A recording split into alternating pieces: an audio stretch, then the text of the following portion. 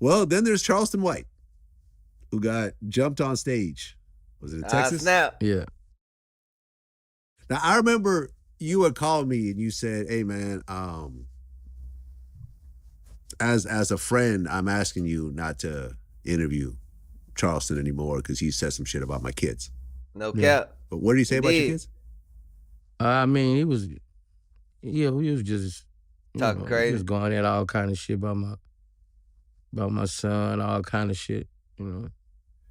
Yeah, I remember Charleston when I said that I'm not rocking with him anymore. He made a YouTube video saying, "I hope your Vlad, I hope your babies die." Ooh, I ain't gonna cap, y'all. Like on some real topics, Charleston be going in, but sometimes Charleston can get a little too crazy. You know what I'm saying? When he in character, he get a little too crazy, and his delivery be insane, and he be going off. You feel me? He be going off. Sometimes I don't know if he playing or if he just serious, dead serious. So you know, I wouldn't.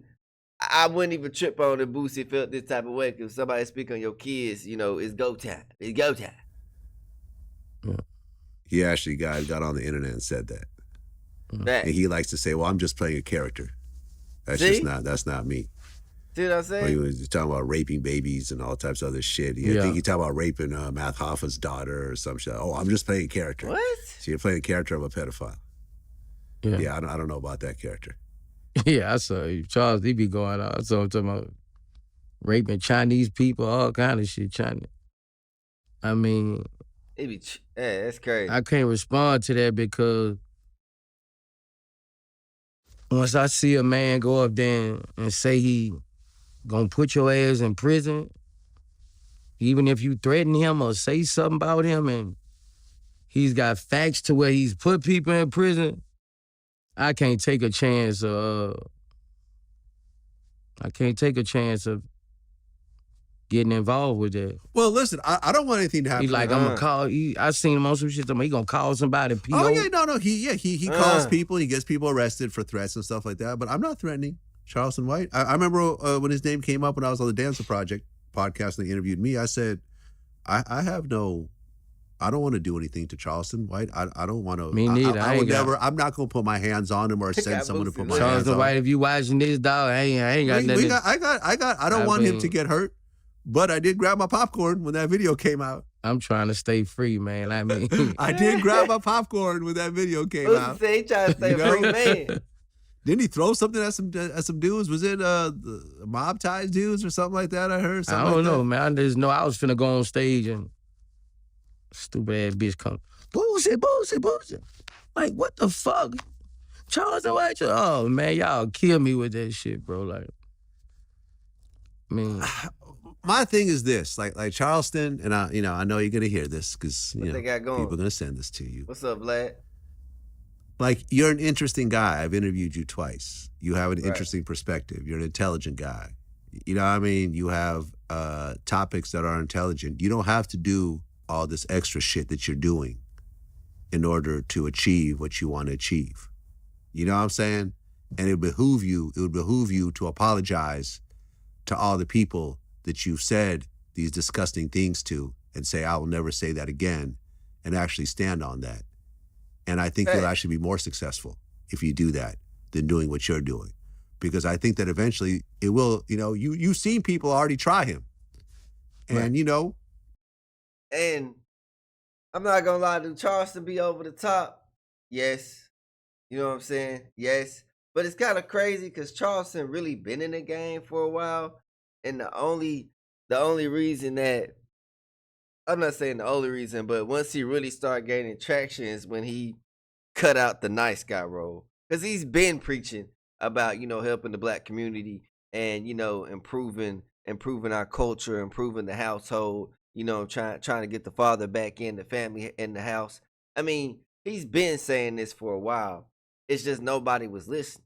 Kind of like the same thing with Kevin Samuels. Kevin Samuels, when he was alive, he been preaching this stuff. But he had to get real vicious in order for him to catch people's attention, to catch the message, to really lock in like, what'd he say? You know what I'm saying? So it's kind of crazy. It's 50-50 because nobody recognizes you when you are, what do you call it? Calm and collective. Now, people pick and choose who they want to listen to, but someone trying to break through that barrier, break through that door, sometimes you gotta be over the top, and I feel like that's what it is. But at the same time, can you go too over the top? Yes, 100%. You definitely can. No cap. Like I said, he probably thinks that God got him, but God don't got you. It's the law of They averages. tried to beat the brakes off him. I mean, And the drop is the drop. At some point, someone's going to get the drop on you, and you may not be able to walk away from it. Yeah. Because you're saying some really filthy things about people's families and so forth that you don't have to say. It's not necessary. It's not. I mean, I think It ain't got nothing to do with the people you're talking about either. Everyone's kids ain't got nothing to do with whatever beef you got. Talk about the person. I mean, since I never respond or talk about Charleston White, I mean, I think people done put in their head like, I'm afraid of somebody, but bro, I'm not afraid of nobody but God, bro. Right. Like, and people, I don't know if people, cause I'm gonna keep it real, man. Me and Blue was going back and forth, and he pissed me off so bad. Nigga said, "You don't say that when Charleston White say something." Ooh. I'm like, motherfucker, did you just bring? I'm like, bro, that man. So I don't know what people think. Man, I don't know, bro. I don't know, bro. I just, my uncles, everybody told me, Boosie, do one thing and, just keep it cool with that dude, bro. We need you out here, bro. Well, yeah, I mean, he calls the police. Yeah. He calls the police. And let me tell you. And I don't think I don't, like I'm telling them, my uncle made me, I got some OG uncles, bro, who been through a lot, who talk to me What they say? about stuff. They know I'm kind of hot-headed. But they made me realize, they say, man, bro, that dude don't want to kill you, man. That dude don't want to hurt you or nothing. He say, both of y'all talk shit. He say, man, I think he used to talking shit, and he not used to not getting a response. So he was like, man, don't even entertain it. Don't take that chance of nobody calling your PR or your judge. Yes. With all this shit I got going on, man, I can't take that, bro, Right. Well, I mean, he can't do shit to me. I don't have a PO. And this is one thing that y'all can take out of Boosie's book. When people trying to get a reaction out of you, when people are trying to get underneath your skin, the best way to handle that is just to let them talk. Because if you don't never say nothing back, they talking to themselves. You feel me? They talking to themselves. And somebody always talking, somebody always getting on your head, always trying to rake on you, always trying to do something crazy.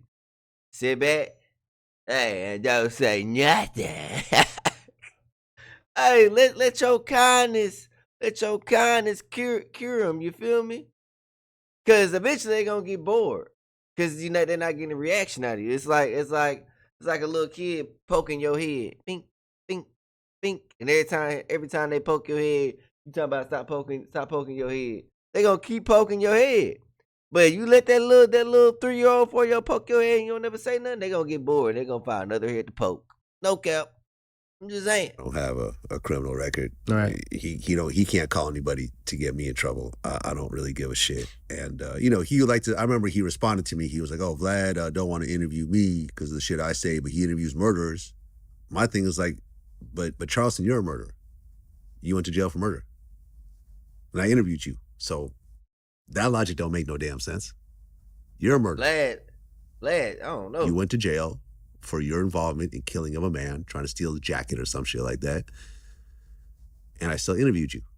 I don't necessarily, I understand that murder just happens. And that doesn't mean that that's something that, doesn't mean that you can't get your story out there. because there's a lot of different situations when a murder occurs. And I Yeah. understand that. And some people deserve it. What? Charleston's case, the person didn't deserve it, but there's cases where people do deserve it. Self-defense, anything else like that. But Okay. at the end of the day, I understand that Charleston's making money and he's making a name for himself by being as edgy and everything else like that. But at one point, I feel like he's been lucky. But the drop is the drop. And if someone got the drop on you and you're not prepared for it, It's over with. the worst possible